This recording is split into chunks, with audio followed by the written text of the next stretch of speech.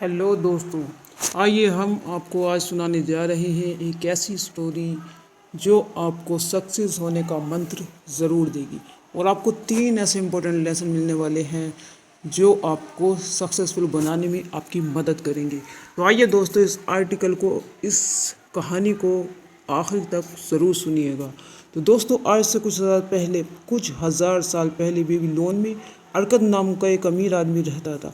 Tension free होकर खूब खर्च करना और दान देना उसकी आदत थी। दोस्तों, हैरानी की बात यह थी कि उसकी दौलत घटने की बजाय तेज़ी से बढ़ रही थी।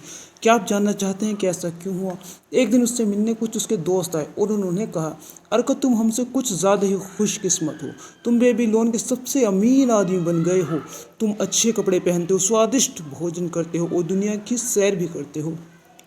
जब भी हमारी हालत ये है कि हमारे परिवार का पेट भर खाना मिल जाए और पहनने के लिए कपड़े मिल जाए तो हमारी खुशी का ठिकाना नहीं रहता। लेकिन एक समय था अरकत, जब हम एक जैसे थे। हमें एक टीचर ही ने पढ़ाया है और पढ़ाई और खेल तुम हमसे कभी आगे नहीं हो बढ़े थे।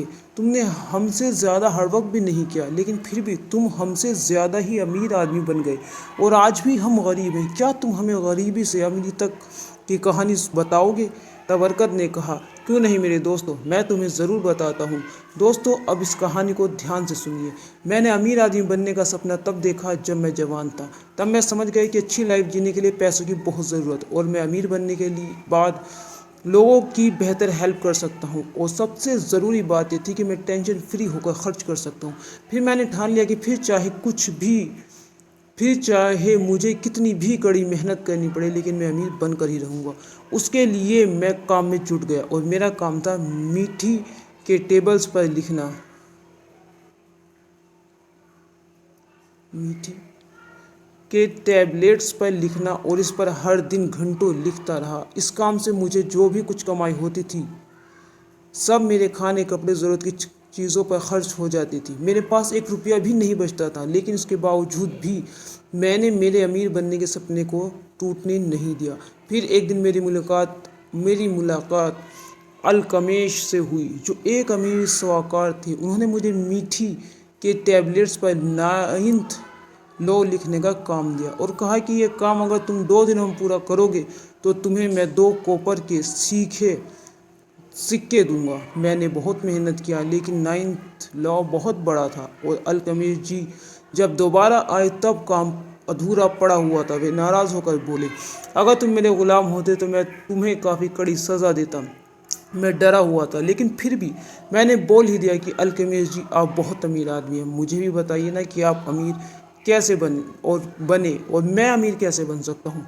अगर आप मुझे बताने का वादा करेंगे तो मैं आपके लिए पूरी रात लिखूंगा और सूरज निकलने तक आपका काम पूरा हो जाएगा। अल्केमिस्ट जी मेरी तरफ देखकर हंसने लगे और कहा, ठीक है, मैं पूरी रात लिखता रहा। मुझे लिखने में तो परेशानी हो रही थी, लेकिन मैं रुका नहीं और मैं लिखता रहा। अल्केमिस्ट जी जब सुबह आए तो पूरा काम हो चुका था। फिर मैंने कहा कि अब मुझे बताइए कि कैसे अमीर आदमी बन सकता हूँ। तब अल्केमिस्ट जी बोले, बेटे, मैं तुम्हारे काम से खुश हूँ और अब मैं तुम्हें मेरे टॉप सीक्रेट बताने जा रहा हूँ, तो उसे ध्यान से सुनो।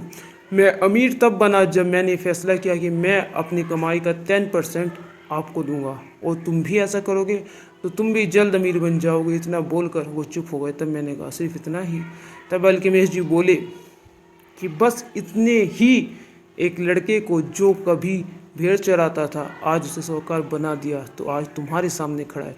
क्या तुम कपड़े बेचने वालों को पैसे नहीं देते उनके कपड़ों के बदले?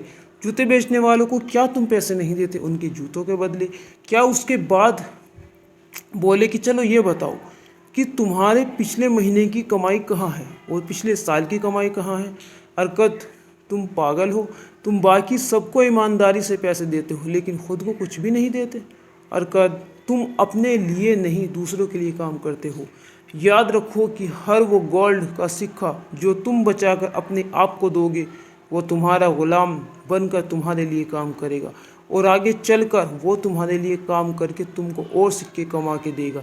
अगर तुम अमीर बनना चाहते हो तो तुम्हें अपनी सेविंग से, यानी कि जो तुम गोल्ड के सिक्के बचाओगे, उसका तुम्हें एक अच्छी जगह निवेश करना चाहिए, यानी कि इन्वेस्टमेंट करना चाहिए, ताकि तुम्हारे गुलाम सिक्के कमा के, और इन सिक्कों के बच्चे भी तुम्हें सिक्के कमा के देंगे। मेरा विश्वास करो, मैं तुम्हें सीक्रेट बताकर तुम्हारे काम से 1000 गुना ज़्यादा तुम्हें पे कर रहा हूँ। अर्कत, तुम्हें अपनी कमाई का 10% हमेशा अपने लिए बचा कर रखना चाहिए, जो कि 10% से कम नहीं होना चाहिए। अर्कत, दौलत भी एक छोटे से पेड़ की तरह उगती है। अगर तुमने तुम्हारे कमाई से बचाए हुए 10 सिक्के वो बीज होंगे जिससे तुम्हारी दौलत का पेड़ उगेगा। अर्कत, तुम जितने ईमानदारी से अपनी कमाई का 10% अपने आप को दोगे, ये उस पेड़ को पानी देंगे जैसा होगा। और ये काम तुम्हें जितनी जल्दी करोगे उतनी जल्दी तुम उस पेड़ की छांव में आराम कर सकते हो। और इतना बोलकर अल्केमिस्ट जी चले गए। मैंने बिना समय गवाए अपनी कमाई का 10% अलग रखने लगा और बाकी बचे पैसों से अपनी ज़रूरत की चीज़ें खरीदता था। अजीब बात यह थी कि मुझे खर्च चलाने में कोई दिक्कत नहीं होती थी। इसी तरह मैं पैसे बचाता रहा और 1 साल बाद अल्केमिस्ट जी वापस आए और मुझसे पूछा कि बेटे, पिछले साल जो तुमने पैसे कमाए थे उसका अपने लिए कम से कम 10% बचाया है? तब मैंने कहा हाँ। और तब अल्केमिस्ट जी खुश होकर बोले, तुम बहुत अच्छा, लेकिन तुमने उन पैसों का क्या किया? तब मैंने उन्हें बताया कि मैंने एक ईंट बनाने वाले को दिया है जो दूसरे देशों में जाकर कम दामों में हीरे खरीदने गया है, जिसको हम यहाँ महंगे दामों में बेचने वाले हैं। वो जो फ़ायदा होने वाला है उसको हम आपस में बांटने वाले हैं। अल्केमिस्ट जी को बहुत गुस्सा हो गए और मुझसे कहा, जाओ, तुम अर्कत अपने सारे पैसे खो दिए और तुमने कैसे समझ लिया कि एक ईंट बनाने वाले को असली हीरो की नॉलेज होगी? क्या तुम ब्रेड बनाने वाले को सितारों का हाल पूछोगे? नहीं ना। तो तुम्हें छोटी सी भी बुद्धि होगी तो तुम एस्ट्रोलॉज के पास जाओगे। तुम्हें हीरे खरीदने के लिए किसी सोनर की एडवाइस लेनी चाहिए थी। पर चलो, तुम्हें इस गलती से कुछ सीखने को मिला। अब फिर से पैसे बचाने शुरू कर दो। और इतना बोलकर अल्केमिस्ट जी चले गए और जैसा उन्होंने कहा वैसा ही हुआ। ईंट बनाने वाला नकली हीरे लेकर आया और हमारे सारे पैसे डूब गए। तब मैंने ज़्यादा सोचने समझने में अपना टाइम बर्बाद नहीं किया, फिर से पैसे बचाना शुरू कर दिया। अब मुझे पैसे बचाने की आदत पड़ चुकी थी, उसकी वजह से एक काम मेरे लिए आसान हो गया था। 1 साल बाद अल्केमिस्ट जी फिर आए और मैंने उन्हें बताया कि मैंने मेरी बचत एक ढाल बनाने वाले को दी है जो मुझे हर महीने के बाद कुछ पैसे देता है। अल्केमिस्ट जी बोले, ये बहुत अच्छी बात है, लेकिन ये बताओ कि उन पैसों का तुम क्या करते हो? मैंने उन्हें बताया कि मैं इन पैसों से पार्टी करता हूँ और कपड़े खरीदता हूँ। फिर मेरी बात सुनकर अल्केमिस्ट जी हंसने लगे। उन्होंने बोला कि तुम अपने बचत के सिक्कों के बच्चों को ही खा रहे हो। इस तरह से तुम कभी अमीर नहीं बन सकते। तुम्हें सबसे पहले सिक्कों के गुलामों की सेना बनाना चाहिए जो तुम्हें और पैसे कमा के दे। और तुम ये सेना बना सकते हो इन पैसों को बार बार अच्छी तरह इन्वेस्ट करके। अर्कत, एक बार तुम्हारी सेना बन गई तो तुम टेंशन फ्री होकर खर्च कर सकते हो। तुम्हारी ये सेना तुम्हें हमेशा पैसे बनाकर देगी। इतना बताने के बाद अल्केमिस्ट जी चले गए। उसके बाद 2 साल बाद अल्केमिस्ट जी से मेरी मुलाकात फिर से हो गई और तब उन्होंने मुझसे फिर से पूछा कि अर्कत, क्या तुम्हें तुम्हारी मनचाही दौलत मिल गई जिसका तुमने सपना देखा? तब मैंने कहा, उतनी तो नहीं जितना मैंने चाहा था, लेकिन जल्द ही मिल जाएगी, क्योंकि मैंने सीख लिया कि पैसे कैसे बनाते हैं।